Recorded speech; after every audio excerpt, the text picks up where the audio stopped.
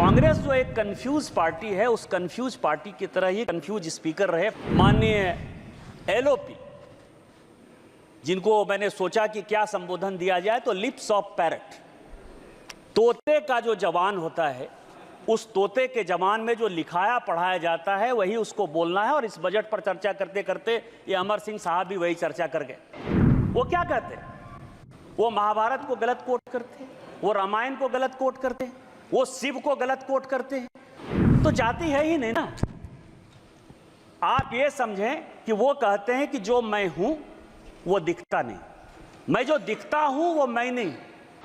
प्रधानमंत्री जी ने जो एजेंडा सेट किया, कृष्ण की तरह चारों तरफ आप बिलबिला रहे हो और सारी ऑपोजिशन की पॉलिटिकल पार्टी कौरव की तरह प्रधानमंत्री के एजेंडे पर ओबीसी ओबीसी चिल्ला रही है। माननीय सदस्य श्री निशिकांत दुबे जी।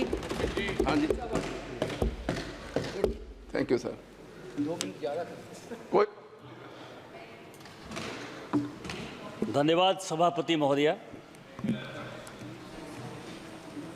मैं माननीय प्रधानमंत्री जी और माननीय वित्त मंत्री के इतने ऐतिहासिक बजट के धन्यवाद प्रस्ताव पर बात करने के लिए खड़ा हूँ। आज 6 अगस्त है। स्पीकर साहब ने हिरोशिमा और नागासाकी के शहीदों को जो है श्रद्धांजलि दी, और दूसरी श्रद्धांजलि मैडम सुषमा स्वराज जी को है, जिनकी आज पुण्यतिथि है। और जब मैं पहली बार यहाँ सांसद बनकर आया तो लीडर ऑफ द अपोजिशन के नाते उन्होंने हमारे जैसे लोगों को बढ़ाने का काम किया, और उसी कारण से आज मैं पार्टी के आदेश के अनुसार प्रधानमंत्री जी के कारण इस फाइनेंस बिल पर चर्चा करने के लिए खड़ा हुआ। मैं सोचता था कि कांग्रेस के जो स्पोक्स पर्सन हैं या जो वक्तव्य देने वाले हैं, वो फाइनेंस बिल पर चर्चा करेंगे, वो देश के स्थितियों के बारे में बताएंगे, हमारी सरकार ने क्या बुरा किया इसके बारे में बताएंगे। लेकिन कांग्रेस जो एक कंफ्यूज पार्टी है, उस कंफ्यूज पार्टी की तरह ही कंफ्यूज स्पीकर रहे। फाइनली उनका समय जो है कांग्रेस पार्टी को कट करना पड़ा, अब दूसरे स्पीकर बोलने के लिए खड़े हुए। आज स्थितियां क्या मैं देख पा रहा था, मैं सभापति महोदया, मैं डिरेल नहीं होना चाहता। आज स्थिति क्या है पूरी दुनिया की? पूरी दुनिया की स्थिति क्या है? पूरी दुनिया की इकोनॉमी, यदि वर्ल्ड बैंक की, IMF की, फोर्ब्स की, अमेरिका की, जिनकी नीतियों से कांग्रेस बहुत प्रभावित रही है, यदि उनके रिपोर्ट को देखें तो पूरी दुनिया में 2.5% से लेकर 2.7% ही GDP बढ़ रहा है। पूरी दुनिया करा रही है। आप लंदन जाइए, आप न्यूयॉर्क जाइए, आप वाशिंगटन जाइए, आप पूरे यूरोप जाइए, सारे दुकान बंद होते हुए नजर आएंगे। बेरोजगारी की भयंकर सीमा है। इन्फ्लेशन का रेट यदि आप कहेंगे, कोई ऐसा मुल्क नहीं है जहां की 8% से कम इन्फ्लेशन है। पूरी स्थिति खराब है, चाहे करंट अकाउंट डेफिसिट का हो, चाहे GDP ग्रोथ का हो, फिस्कल डेफिसिट का हो, जिस भी पैमाने पर आप पूरी दुनिया को आंकने का काम करेंगे, आपको लगेगा कि माननीय प्रधानमंत्री जी और माननीय वित्त मंत्री निर्मला सीतारामन जी की नीतियां इस देश के लिए इतनी सक्सेसफुल हैं कि आज भी भारत आशा की किरण है। पूरी दुनिया में 7% से ऊपर GDP इसका ग्रोथ।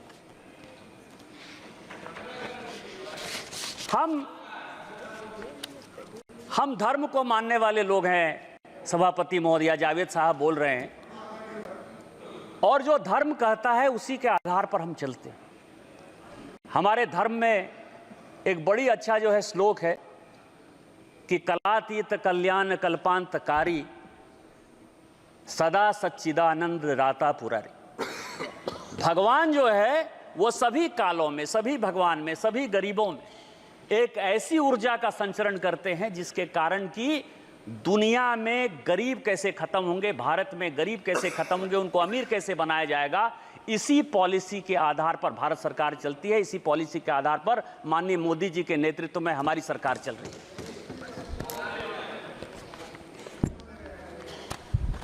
किसान बिल की बात हो रही है और उस दिन मैंने बजट पर माननीय एलओपी, जिनको मैंने सोचा कि क्या संबोधन दिया जाए, तो लिप्स ऑफ पैरट, तोते का जो जवान होता है, उस तोते के जवान में जो लिखाया पढ़ाया जाता है वही उसको बोलना है। और इस बजट पर चर्चा करते करते ये अमर सिंह साहब भी वही चर्चा कर गए।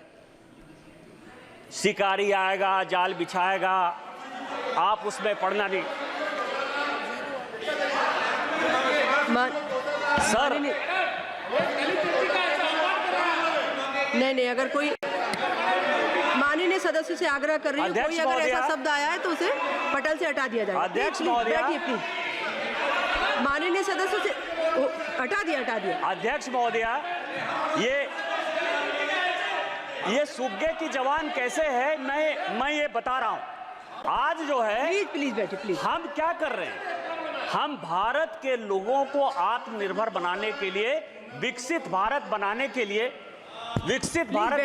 लिए और आप भी सुनिए, कोई भी सदस्य जब बोल रहा हो तो प्लीज बैठे बैठे कमेंट्स भी मत करिए, प्लीज बोलिए।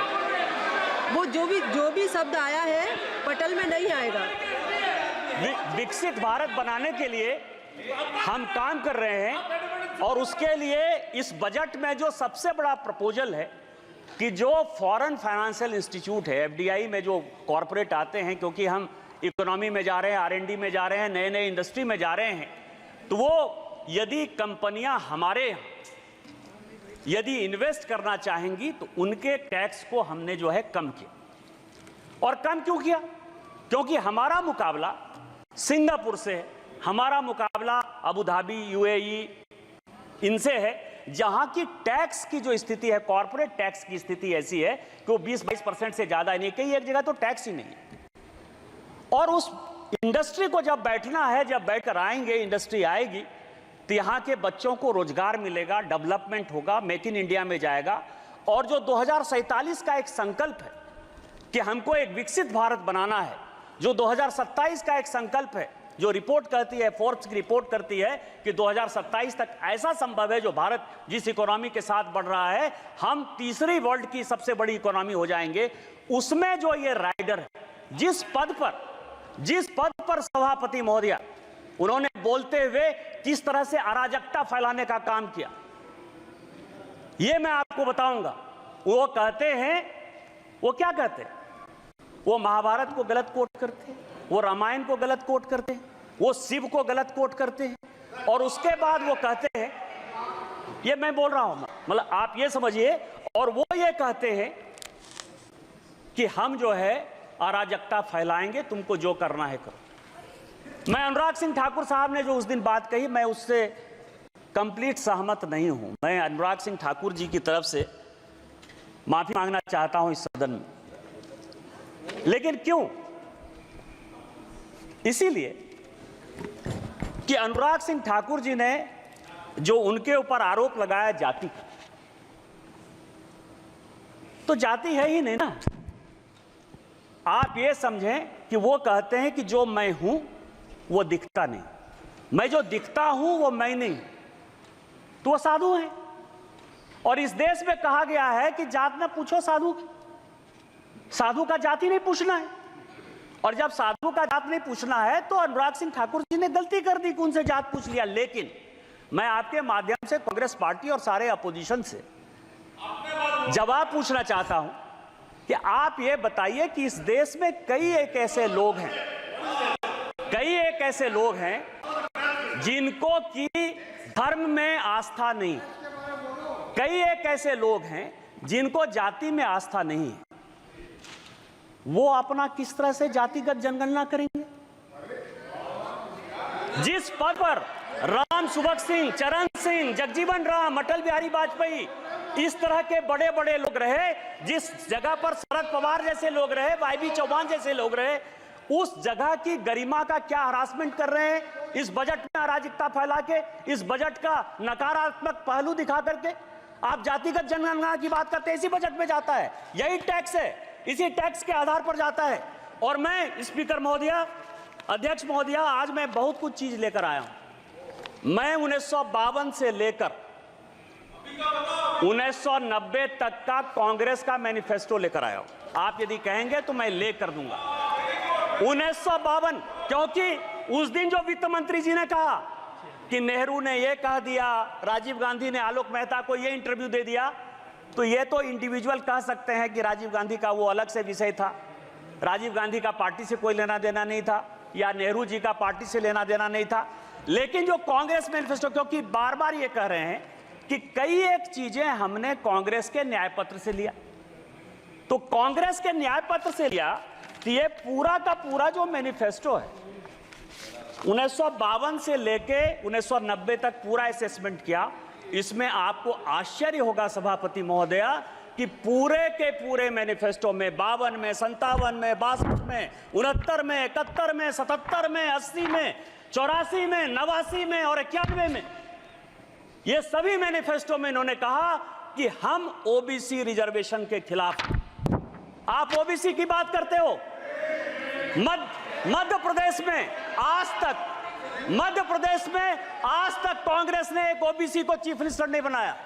उत्तर प्रदेश में कांग्रेस ने आज तक ओबीसी को चीफ मिनिस्टर नहीं बनाया।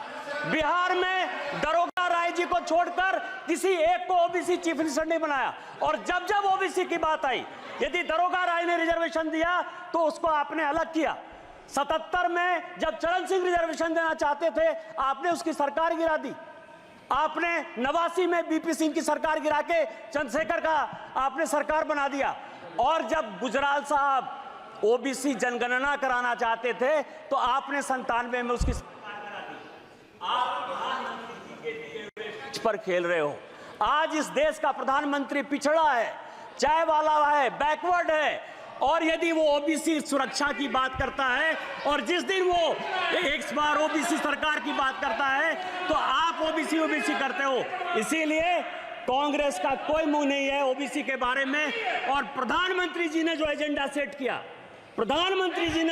सेट किया, कृष्ण की तरह चारों तरफ आप बिलबिला रहे हो और सारी ऑपोजिशन की पॉलिटिकल पार्टी कौरव की तरह प्रधानमंत्री के एजेंडे पर ओबीसी चिल्ला रही है। और ओबीसी का कोई कल्याण यदि होगा, यदि आप में ताकत है तो 2011 में ओबीसी रिजर्वेशन जो कराया वो क्यों नहीं इंप्लीमेंट हो पाया। यदि आप में ताकत है तो कर्नाटक में आपकी सरकार है, पिछले 2 साल से सरकार है, वहां सोशियो इकोनॉमिक रिजर्वेशन हो गया है, उसको क्यों इंप्लीमेंट करवाया? इसलिए नहीं करवाया कि इस्लाम और क्रिश्चियनिटी 2 ऐसे धर्म हैं जो जाति की बात नहीं करते हैं, और उसमें 86 जाति क्रिश्चियन की और 56 जाति मुसलमान की। उसको ओबीसी बैक दरवाजे से, पीछे के दरवाजे से आप मुसलमान और क्रिश्चियन को रिजर्वेशन देना चाहते हो ओबीसी में, इसीलिए आपकी हैसियत नहीं है और इसीलिए आप जातिगत जनगणना की बात करते हो। यदि हिम्मत है कांग्रेस को, राहुल गांधी को, तो कर्नाटक में वो ओबीसी रिजर्वेशन करके दिखाए तो मैं मानूं कि इस हाउस में जो आप बात करते हो उस हाउस की बात करते हो। न्यूज नेशन अब व्हाट्सएप पर खबरों की ताजा अपडेट के लिए न्यूज नेशन के इस QR कोड को स्कैन करें।